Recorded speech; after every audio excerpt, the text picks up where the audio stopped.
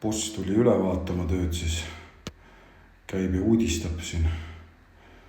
Kõik tundub uus ja vinge, nii et ei tea, kas ta rahule ka jääb, eks seda pärast kuuleb. Igatahes väga põnev on.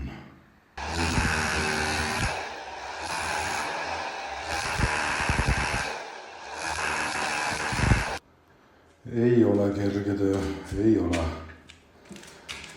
Ebareaalne, ei tea kaua siin läheb.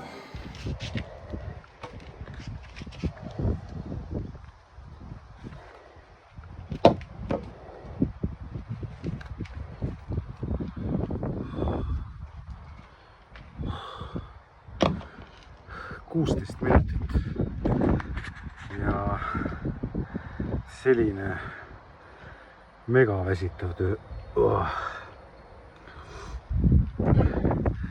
Need vanad, kes sellist tööd iga päev teevad, müts maha, päriselt ka.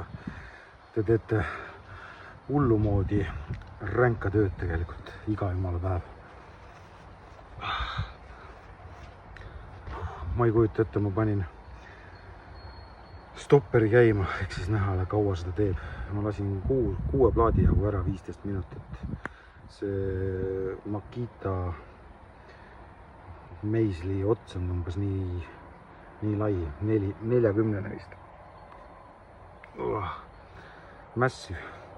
Ja ei saa ilma ka olla, mingisugune respikas, algul panin mingi tavalise maski, et sellega ei jõua hingata. Sellega iseenesest jõuab, aga siin on need kopsikud jälle valed, siin peaks olema tolmufiltrid ees.